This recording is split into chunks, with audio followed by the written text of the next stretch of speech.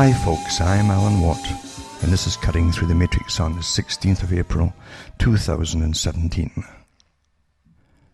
There's never been a time in history where billions of people are controlled as easily as they are controlled today. The techniques are perfect pretty well, and government too, and all the agencies of governments have instant access to the tapping in to your processes of your own thinking, your mind, and so on through your electronic media. Everyone puts every single thought out there on either on their telephone or they're tweeting or whatever else they're doing. And there's nothing about you that's really unknown. The big boys know by playing their war games how you react in various situations by playing with a virtual you. And it's pretty well accurate. And when you really think about the long, long history we've all been given in different countries of people fighting for rights and fighting for privacy and fighting to have basic rights even. Basic rights included privacy, and how easily they gave them all up in no time at all for this thing called convenience. So really, in other words, every tyrant in history, if they'd only had the technology they have today, that he could have been at the top of the tree and the people wouldn't mind and probably accept them and be quite happy with a tyrant at the very, very top. Because we really are in a form of tyranny already, in fact, when you're treated like so many numbers on a database, and that's how you are with your social insurance numbers and your little name next to it. That's what you are. You're just a number, basically. And the authorities don't care about you at all as long as you pay up all that you're due to pay up and behave yourself and do what you're told. That's all they care about. And they want to know why you're not doing what you're told. If you start to think for yourself, they want to know why you're starting to think for yourself. That means it could be contagious. And they got to catch it and stop it, right? Nip it in the bud, basically. And I'm not kidding about this because we live in an amazing world of total control. Total control. I've mentioned before, and many have mentioned long before me, before I came along, that they'd worked for big agencies within governments to find ways of controlling the peasantry, basically, the people. And they do call them peasantry at the top. Yes, they do. And how to manage them and manipulate them. And they would always discuss the problems they had with the people, demanding this or demanding that, and so why can't they just be happy and shut up and procreate and breed and all the rest of it, and then play themselves. Well, again, they didn't have all the technologies to give us back then to make us happy to pass the time away playing ourselves. But today, the people are quite content to just pass away the time, and that's all they're doing. They're putting in time until they die, being entertained and passing trivia amongst each other. And what's so interesting to me, because I've studied psychology and sociology and all the other ologies out there pretty well, to do with how those at the top manage whole populations. And I've read so many other articles where they talk about the de-personalization process of cities, for instance, and all the fallout the people, normal human beings will find living in overcrowded cities. The de-personalization process, where you feel you're literally one of many, many ants and you don't matter anymore. You start to lose your own little bit of ego that keeps you alive. That little bit, not the overblown, exaggerated ego, but that little bit that keeps you going, because you feel unimportant, and that of course leads to all kinds of things, neurosis or depressions and drugs even with many youngsters, where they cannot find a niche to fit into in this ant hill, basically, which is the big city. And the Agenda 21 for the 21st century is to crowd us all into the big cities. But they have different categories of cities for the peasantry and other ones for the up-and-coming elite, basically, the managerial bunch. We're living in an advanced system of learning from, or an advanced system which found all the pitfalls out by watching and creating the Nazi era, and before that the communist era, by trying different things on the general public. In China too, mind you, and watching how different peoples will adapt, and how to cajole them into accepting a system of overcrowding and less rights, etc. So we're in the super Soviet, you might say. The old Soviet system basically stuck. The cog in the wheel basically got stuck, and it didn't go any further. The idealism of communism was a perfectly trained and perfectly bred society, right down eventually to be selected for breeding, but where the offspring wouldn't need money, and everybody would simply, no one would be competing against anyone else in the system. For the people, that is. Again, just like Charles Galton Darwin, they'd have the wild men at the top running it all, who must retain all their faculties, but the general people wouldn't have to, because the state would be making all their decisions for them.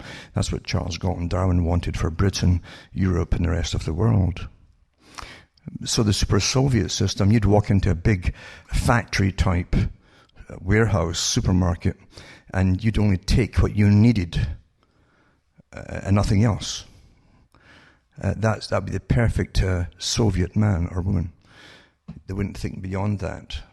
And so this perfect, fantastical utopia, of course, could never materialize in any natural way, because we're all born with survival instincts, and in some people they get more deviant than others, and they become the tyrants who want it all for themselves. Therefore, they'd have to be altered genetically, or with the aid of drugs, and so on. And right now we seem to be in the era where all of these techniques are being used at the same time. We can see that the incredible amounts of money, your tax money, of course, that goes into creating new kinds of genetically modified food. And don't think for an instance just to get a better spud or a better carrot. There's other scientific studies being done on these things all the time. And it's also to see if they can modify you, obviously. Of course it is. And to make you more passive as a society, or even more effeminate as a masculine group, with the biased phenotypes in your food, in your soft drinks and everything else too, that was getting promoted heavily, still is getting promoted heavily, and they know what it does to your hormonal system. We're constantly being tampered with all the time. And it's not by accident. It truly is not by accident that's being done. We live in a society, as I say, where the elite have always wondered how to gain pretty well perfect control over all of us at all times.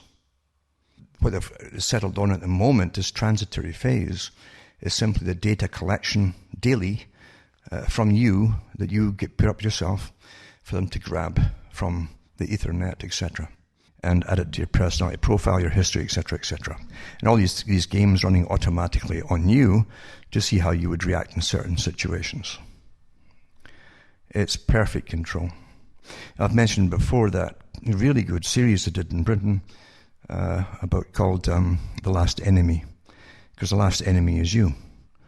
Once you're tamed and totally controlled, there's nothing you can do that would upset the apple cart or annoy anyone above you, for that matter. And we certainly do have those above us. We've never lived in an age, as I say, where the super Soviet were boastful about their techniques, in fact. They became very overconfident to an extent on their own abilities to manage all of us. They've had so many meetings at the United Nations about how to alter our opinions on the mandates for the future and get us all ready to accept the mandates for the future by making things approved by social approval or social disapproval. A very great technique, and they can shame you into just going along with the flow. And most folk will go along with the flow rather than be shamed by the mass, even if the mass is pretty ignorant. That's just the way it is.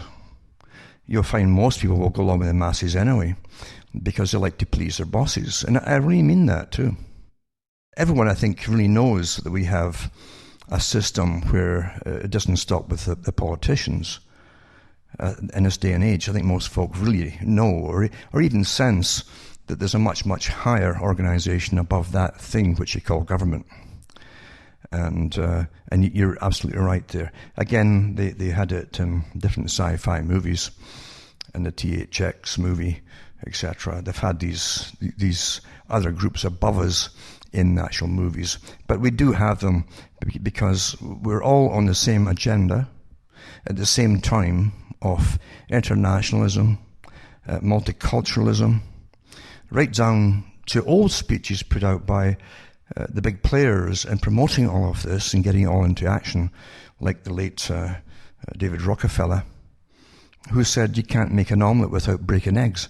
And he was talking about the mayhem it would cause in society as they forced all this upon the general public, including obviously the fallout, crime and everything else.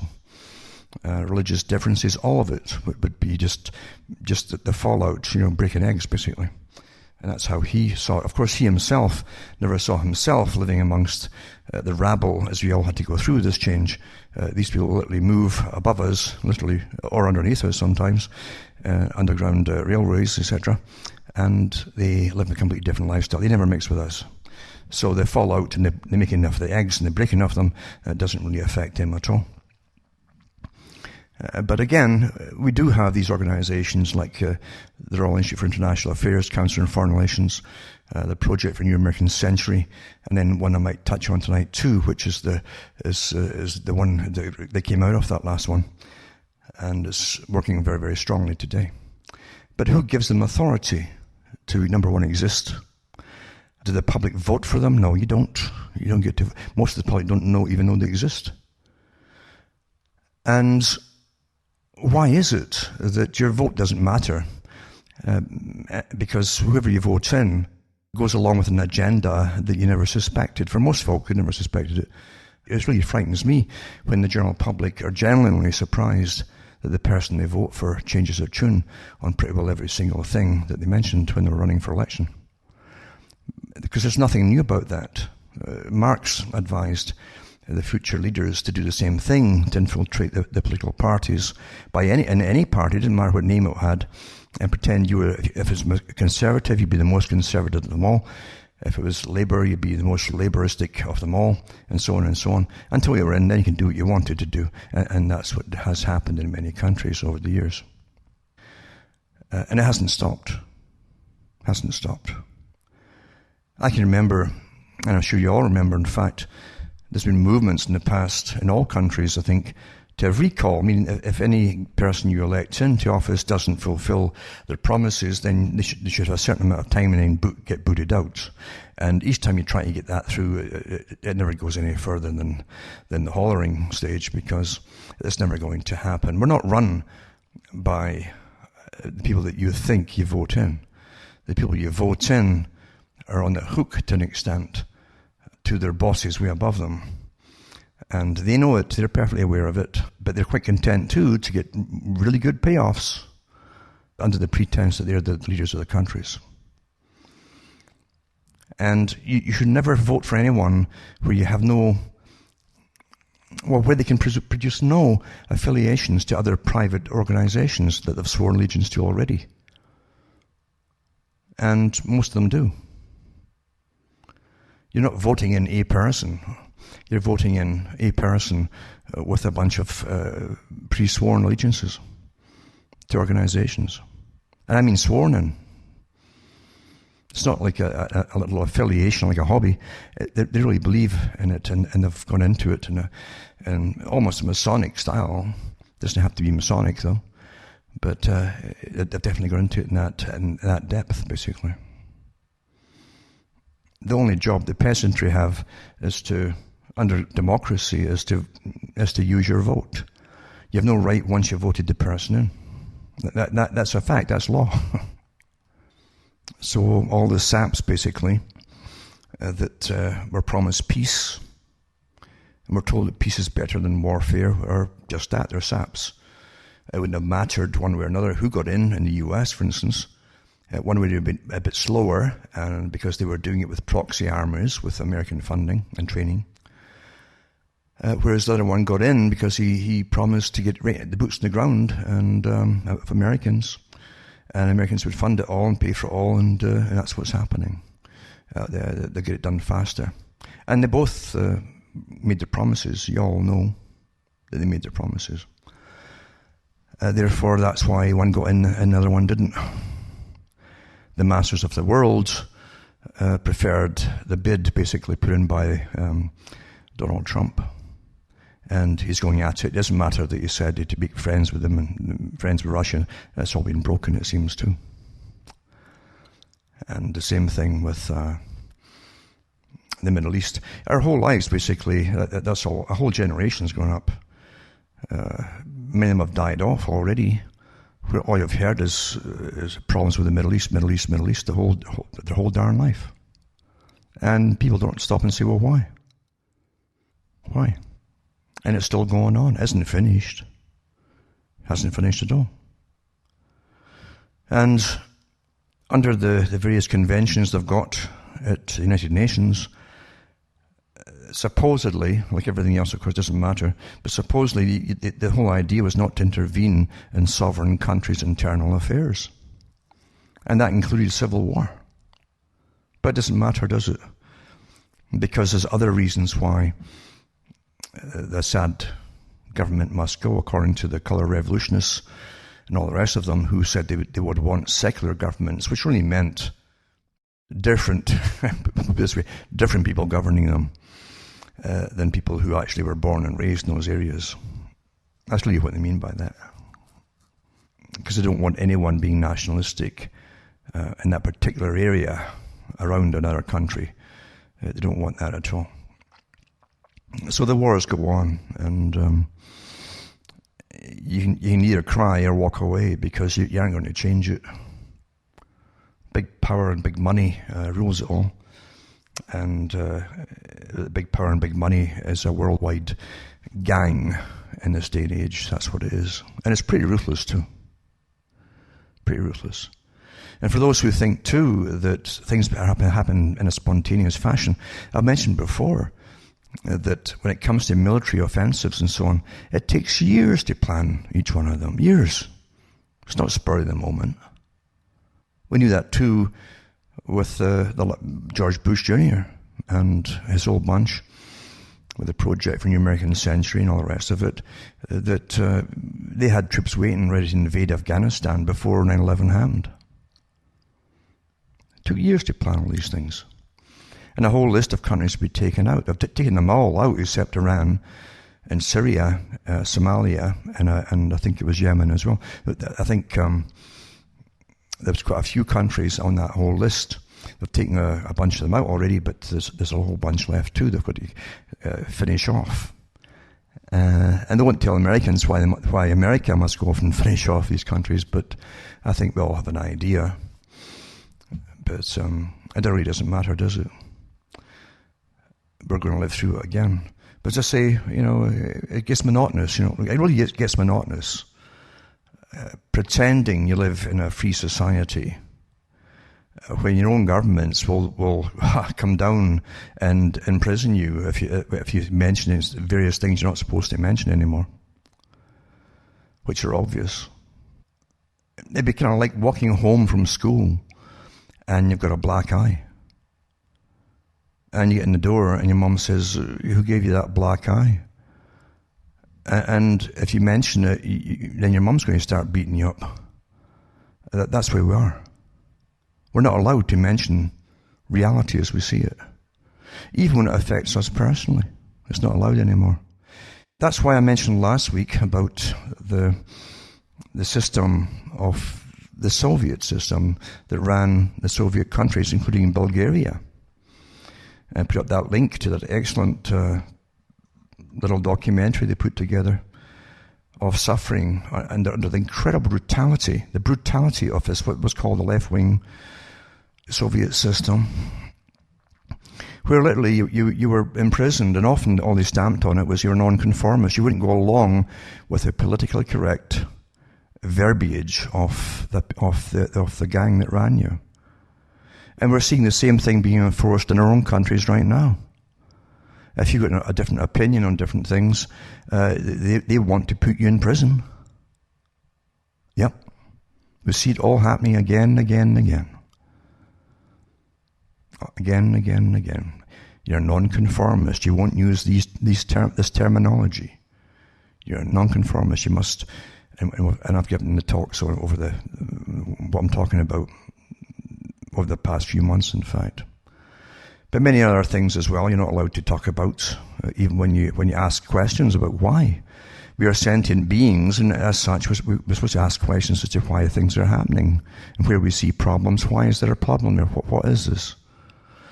And you're not allowed to ask anymore. So much we can toss free speech out the window, and even the freedom of thought out the window, because your governments are ready to put you in prison or psychiatric institutions. Again, a favorite of the old Soviet system in all the Soviet bloc countries.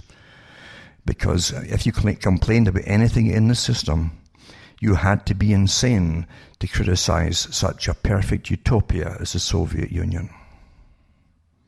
And believe you me, there's no shortage of these BS psychiatrists that will gladly stamp your way into the prison or the psychiatric unit on behalf of the government. There's no shortage of these characters in any regime. It's disgusting. And often you have to walk away just to keep your own sanity, because you will be incredibly disgusted at humanity. And even those around you will put up with, in fact, or do.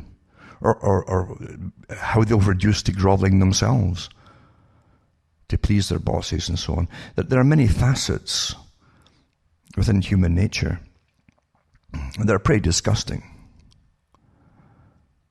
Pretty disgusting. They talk about the whistleblowers, and everybody will give accolades to the whistleblower. But if that whistleblower asks for anyone around who's given accolades to back them up, they run like stampeding cattle. Yeah. And that's the way of humanity. It's unfortunate. It's really unfortunate. And this world, I don't think really this world's intended to have any peace at all. I've never seen peace in my lifetime.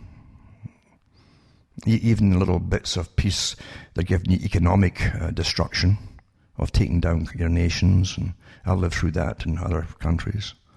I watched it happen. The people were told nothing at all, except there was more and more unemployment, and factories were closing down. Didn't tell the people that this was going to be the agenda for the next 40 years. Deindustrialization, made from secret agreements and so on. So why even pretend that you're voting for a country when the country deems you unfit to tell what they plan to do with you? That's a bit ridiculous, isn't it? To vote for them. The same governments that kept it secret from you, that about 1948 they set up the institutions in each country of Europe to literally destroy their sovereignty, open their borders wide to mass immigration, deculturalize the peoples that paid their wages, and also deindustrialize them until it was mass unemployment. And they deemed it fit to keep that secret from the public until the new European Parliament was up and running. And you keep voting for these, there's no word disgusting enough for them, these characters. And there's no shortage of them either, unfortunately, in any country. War propaganda is not meant to really make much sense, except on a cartoon level. It's to be kept simple. They say that in all the manuals. And the propaganda must be so simplistic in a sense that the people will not think through the real reasons why. They won't even approach it, in fact. Sometimes they make it a little obscure at the same time to further complicate the issue. But the facts are, when violence, extreme violence is to be used, which is killing people, then they must give basic reasons for going off to do so.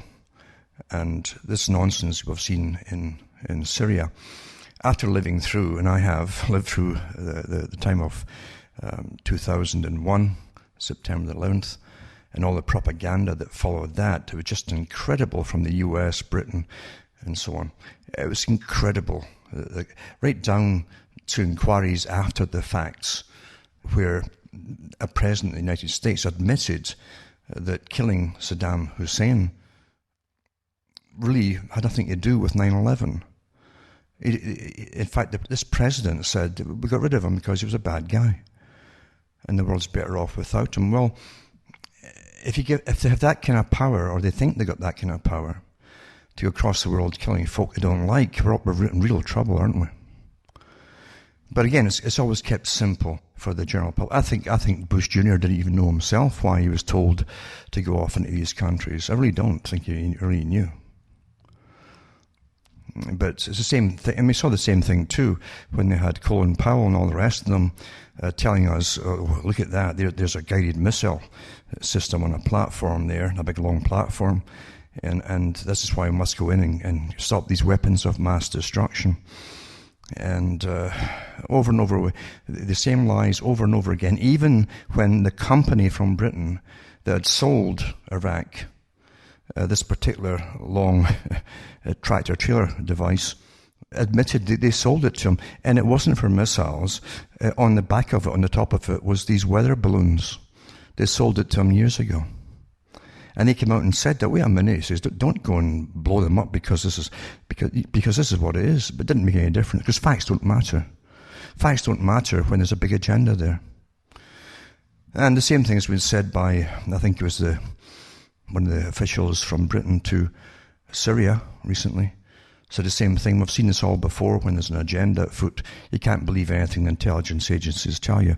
So when you hear about a supposed gassing, and you see the pictures mean nothing, all through 9/11, and afterwards, the reasons for conquering the Middle East, were shown lots and lots and lots of fake pictures that came out, and it was admitted to afterwards they're all fake.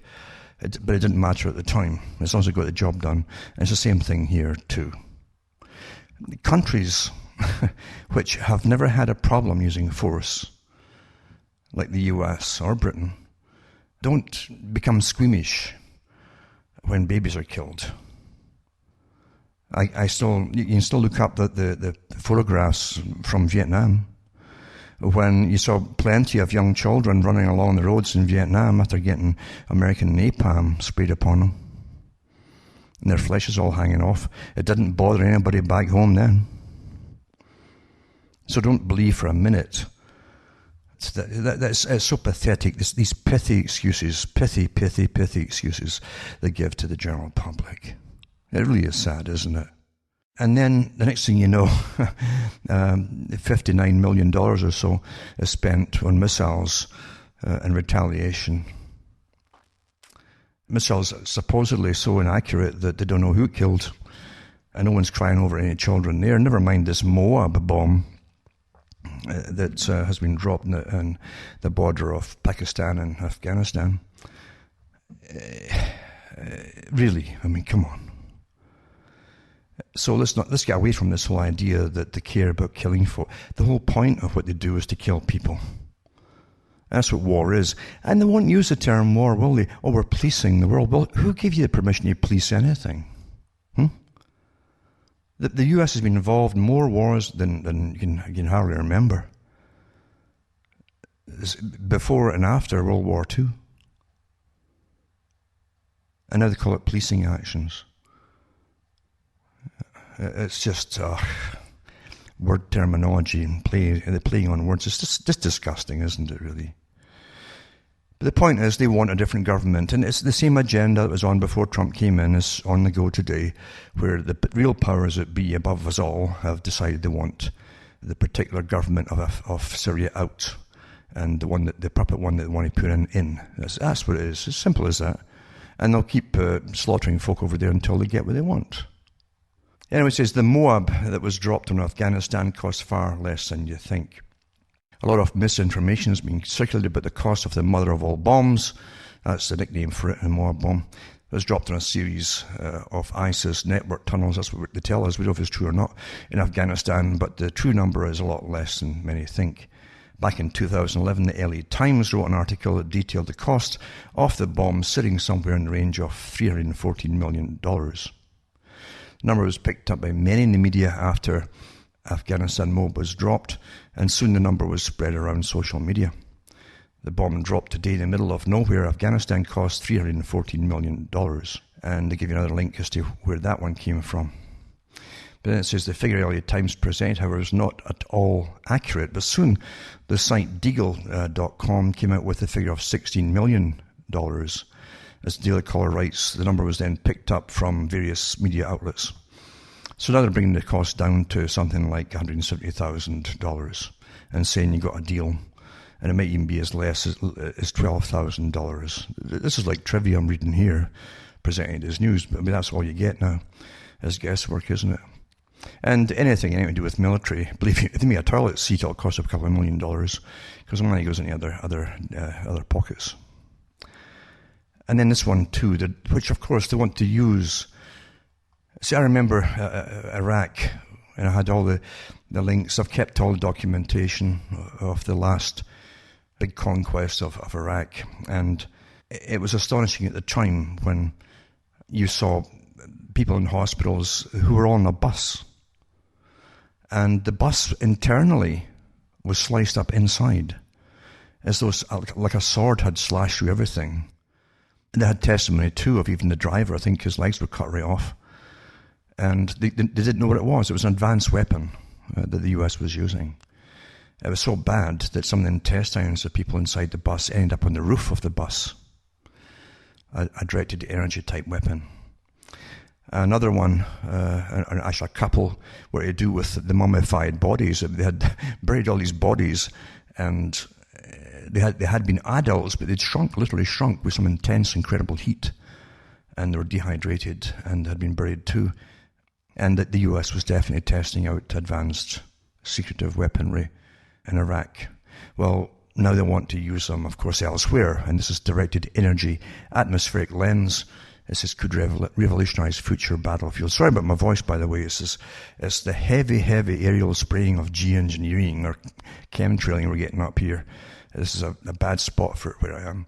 And you couple that with the sudden disappearance of the snow, all the rotten vegetation outside, and the fungus and all the rest of it, and it's not the healthiest time, so that's why my voice is coming and going right now. But the spray in the last few days has been astronomical.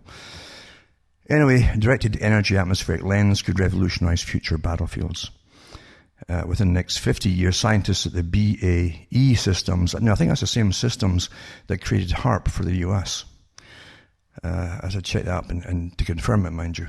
Anyway, they believe that battlefield commanders could deploy a new type of directed energy laser and lens system called a laser-developed atmospheric lens, which is capable of enhancing commanders' ability to observe adversaries' activities over much greater distances than existing sensors.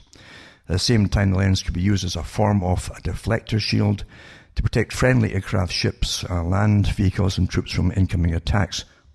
Now, this weapon, which is a weapon, of course, it says here, can basically change the path of electromagnetic waves, such as light and radio signals, and it can magnify them all too. So you're looking at something that could probably, I think James Bond had a movie kind of like that too, or like a deflector in space, where they could create an incredible path of energy right down to the earth, and it could cut right through icebergs and everything else too, fry everything on the ground. And I'm sure that's, of course, is what it is. This is a complex and innovative concept that copies two existing effects in nature. Yeah, they always take something from nature. The reflective properties of the ionosphere and desert mirages. The ionosphere occurs at a very high altitude and is a naturally occurring layer of the Earth's atmosphere, which can be reflective to radio waves.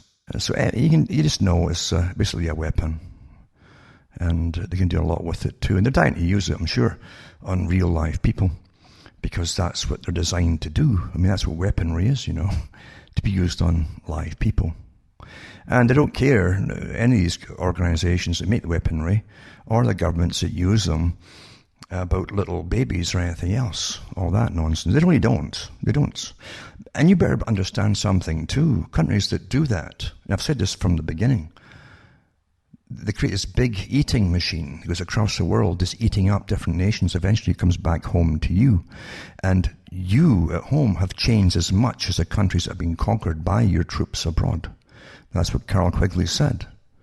One of the effects of war is to change the cultures of all those engaged in the war itself, even those back home. And you're all under surveillance now, to an incredible extent. And believe you me, it's astonishing to hear people still believing that nothing's changed. Where have they been? What coma have they been in? What are they drinking or smoking? They really still think that everything's just the same. It's just, you can't help them, really, can you? Can't help them. Now I'm going to put links up tonight about the different MOAB things and bombs and all the rest of it, and too, how it works, etc. It says it kills people by vaporizing bodies, and it crushes the internal organs, and you suffocate to death as the air's getting woofed away like some massive, almost like an atomic bomb. It sucks the air out of you, and your lungs and blood just goes flying out of you too. It says anyone who survives it is left psychologically scarred for life. No kidding. No kidding, eh? So it says it was dropped on tunnels containing the ISIS camp in Afghanistan's Nangarhar province. The estimate that 800 ISIS terrorists were in the area. It doesn't say how many they killed, they don't know yet. And they won't care how many children and mothers were killed as well. Who knows? Who knows, you know. It's amazing. Don't forget Al-Qaeda was created from the groups in Afghanistan. It was created by the US to fight the Russians. And then Al-Qaeda gets off into the Middle East to create a supposed ISIS state, basically, all the way across there. Again, funded by the US. I've read all the articles. There's no secrecy about it, although they'd love to have you forget it all. And unfortunately, most folk will forget it all, but the US funded it, trained them, sent troops to train them, armed them, and so on. And now supposedly they're going over to fight against them. It's all just too much, isn't it? It really is too much. Remember, too, that in 1984, Orwell's 1984, when eventually Winston's captured, etc., he learns that the fake resistance is put up there for you to join, so his big brother would find out who you are.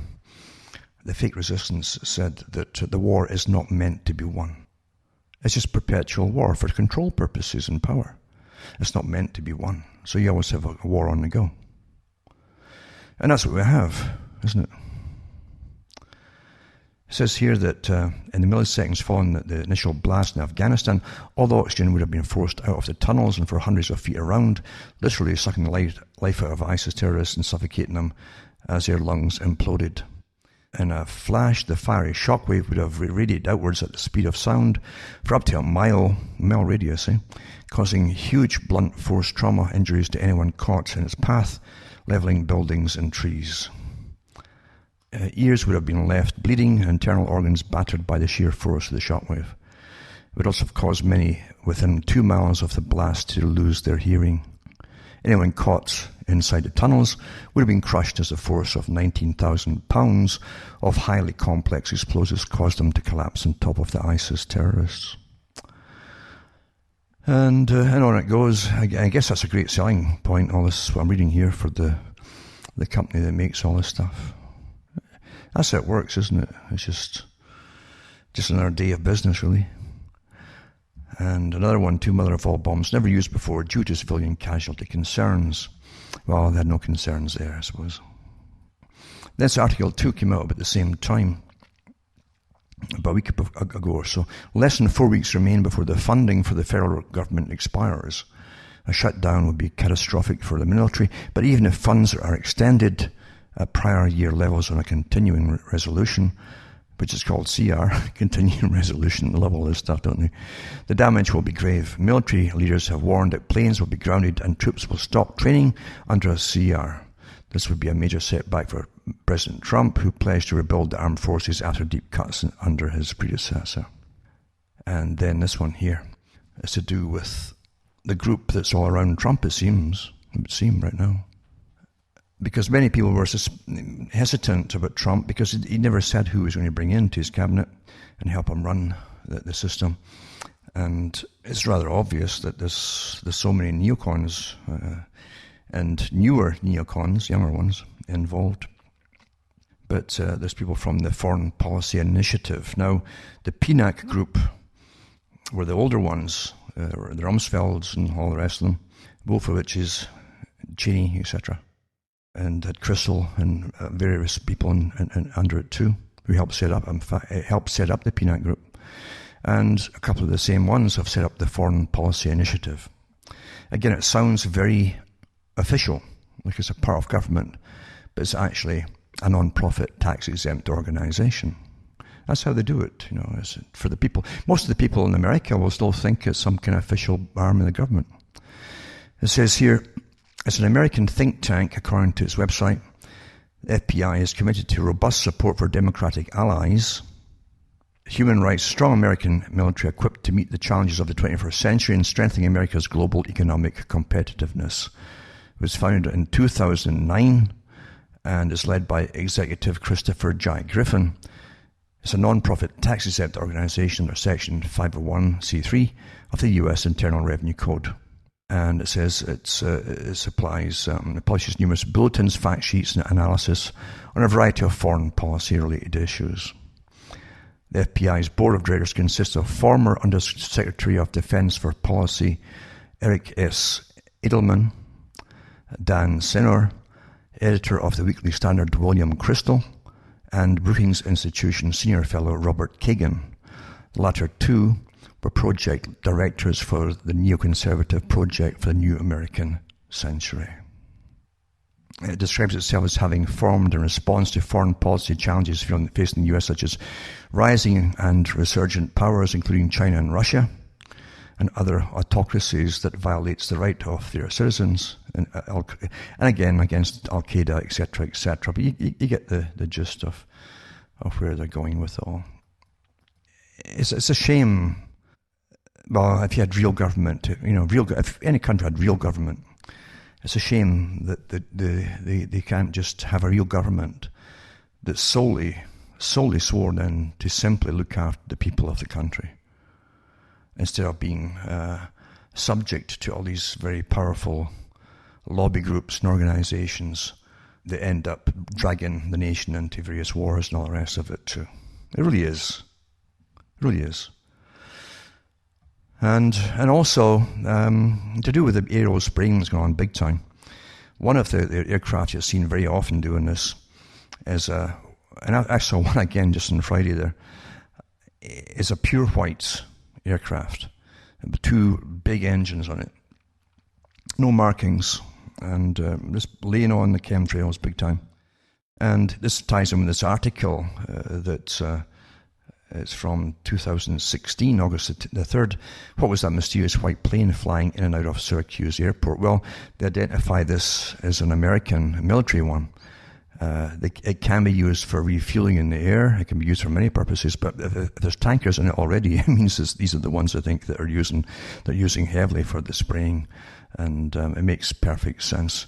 Pure white again, and it says that it's a 757 C-32. It is a specially configured version of the Boeing 757-200 commercial airliner, and it's usually used to transport government leaders to locations around the world, according to the Air Force.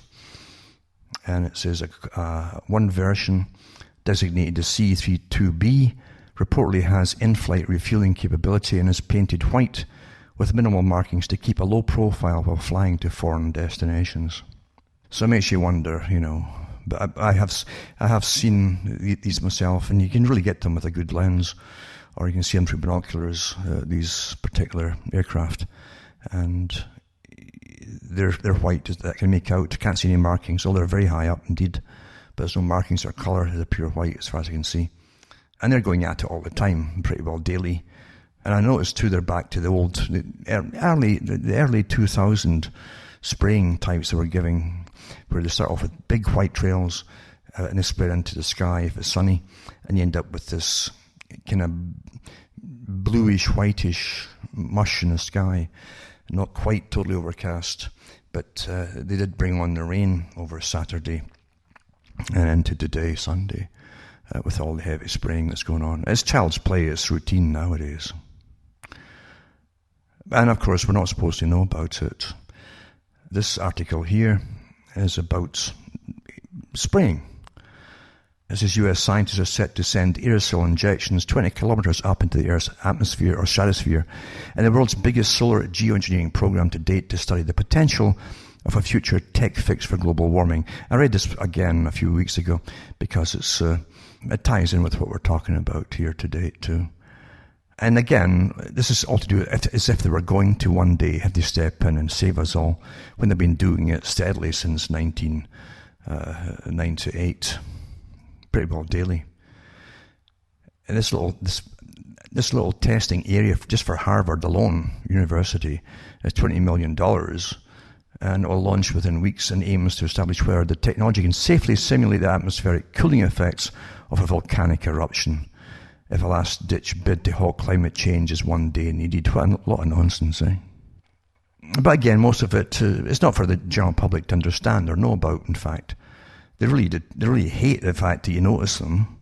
And if you didn't notice them, if some of us didn't notice them at all, then you wouldn't hear about this at all. It wouldn't be mentioned anywhere. Because we're run by secrecy. As we prattle on about democracy, etc., we're run in total secrecy. That's truth. That's the reality of things. We're peasants, remember, and there's no need to know in it for the peasant class. Just play yourself with all your electronic gizmos and be happy. That's what they tell you. Yep. And also, I'm going to put up a PDF to do with Forum on U.S. Solar Geoengineering Research, Conference Center at the Carnegie Endowment for International Peace, again, non-profit foundation. And what they've got there about it as well. In this PDF, you'll see lots of the names involved who are milking the cash cow for geoengineering in the academic field, who will all be totally for it, who will all believe, oh yeah, and at least they'll preach to you about climate change, we're going to tax you and so on, because it pays good dividends to these characters who just milk the teats dry. Yep.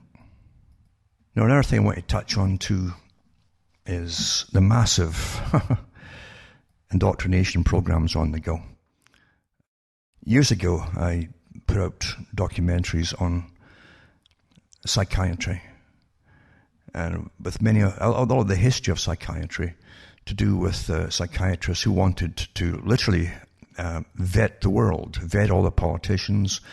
The psychiatrists said they were the only ones qualified to vet and pass anybody as sane, and they wanted a deeper hold on society, to get into society, to basically work their voodoo magic and manage and create a new kind of personality, you might say, a sane personality that would be politically correct in today's terminology and would be a good citizen.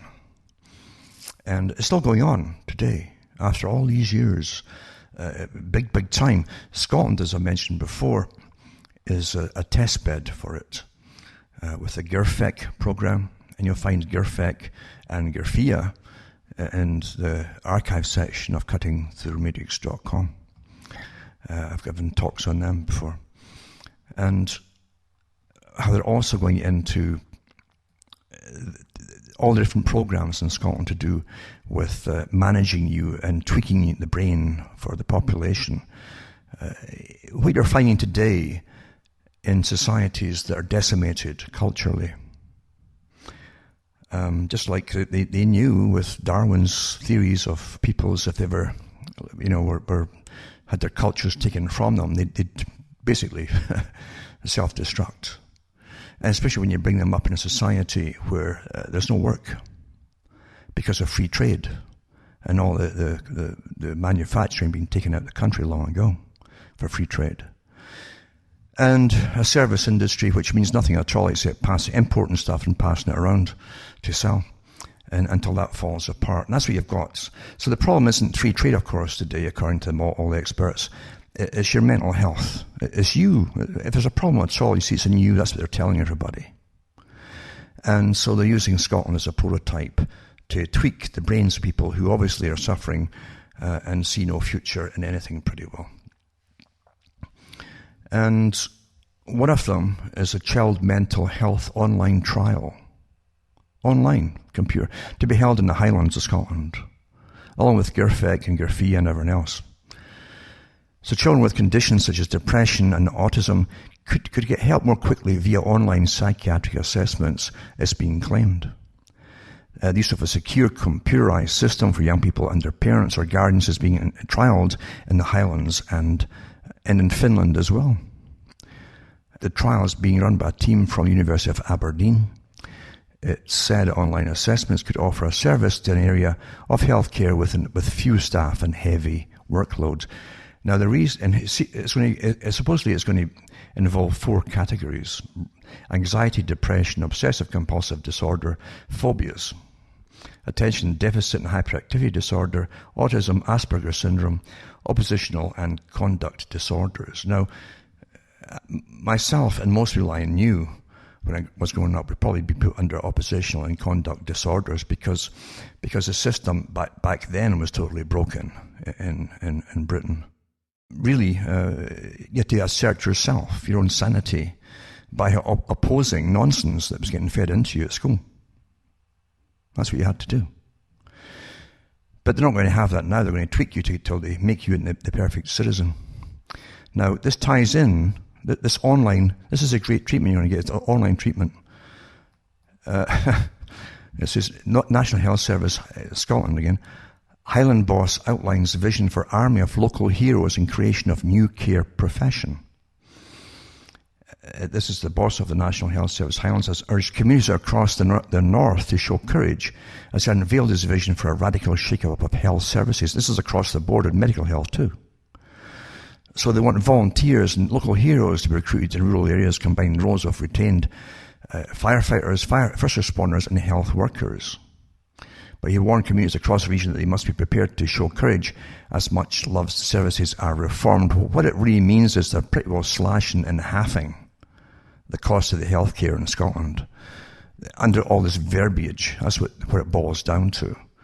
It says they revealed that after financial uncertainty in recent years, the National Health Service would come in on budget this year, but warned fundamentally different ways of doing things were being explored as an unprecedented £100 million worth of cuts hit the health service over the next 3 years.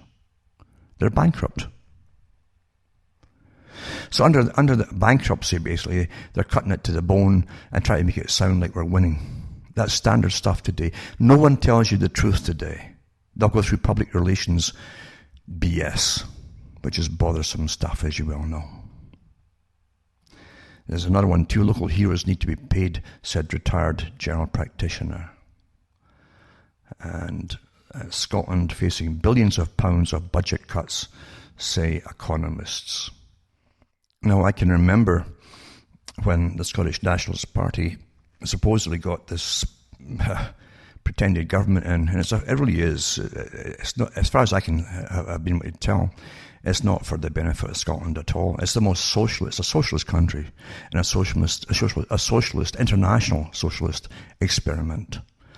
Because at the time when they got their little show of having a parliament in Scotland, a guy with a very un-Scottish sounding name, un-British in fact sounding name, was in charge of something to do with working with other peoples across the world, and he was ecstatic about, Scotland was going to guide the world into throwing money all over the place to help the poor folk and so on. And I thought, where does this guy come from? Because if you grew up in Scotland, you're not looking at a prosperous country at all. You're looking at a poor country. It's been decimated for as long as I've been alive. Really. But again, too, we're living in a farcical socialist system.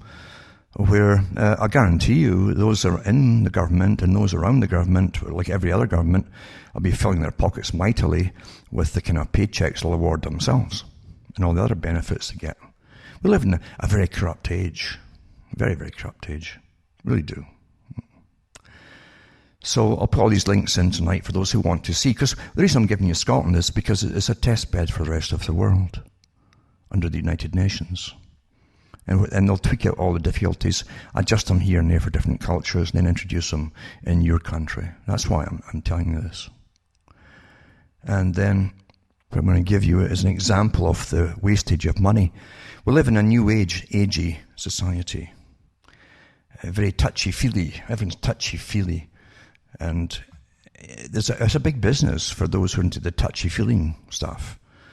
And as you're going down the tubes and working harder, and especially even in medical professions and so on, they send them off to these courses, the staff to these courses, where it's called different names for it, but self-care. And they give adults things to do like finger painting and things for the day. Not really.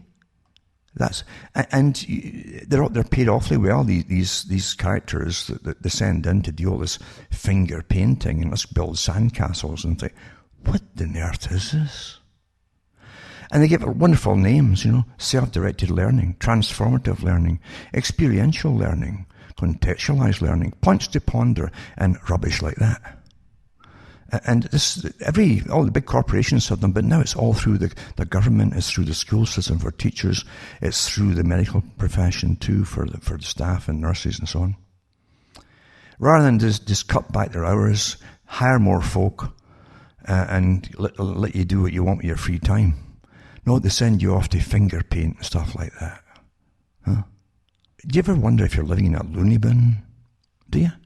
Well, we are actually, but it's a very well hidden loony bin because they put drapes all around it and make you think it's just an ordinary building. It's not an ordinary building at all. But they want all of you to volunteer to go into it and have your brain tweaked to make you a better citizen. So that when you have to go and finger paint, you make a good drawing and get a little gold star for it, no matter how old you are, even at retirement age. Don't look for sanity in the world.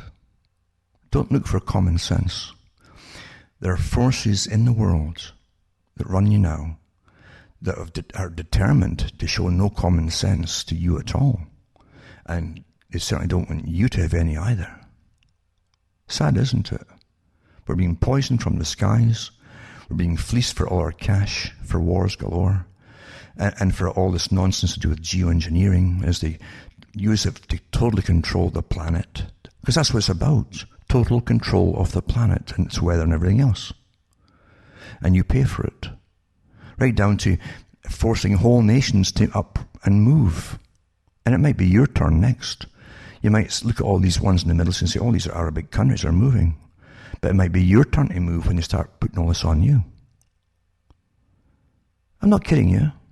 I'm really not kidding you. Well, that's all I've got time for right now. As I say, forgive my voice is kind of crackling, but it's all the heavy spraying we got up here.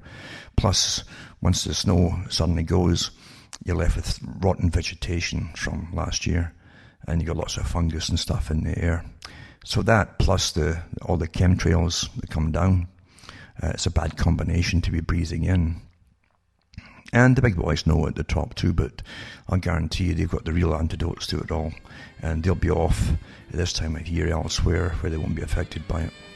For myself, Alan Watt from Ontario, Canada, it's good night to me, your God or your gods go with you.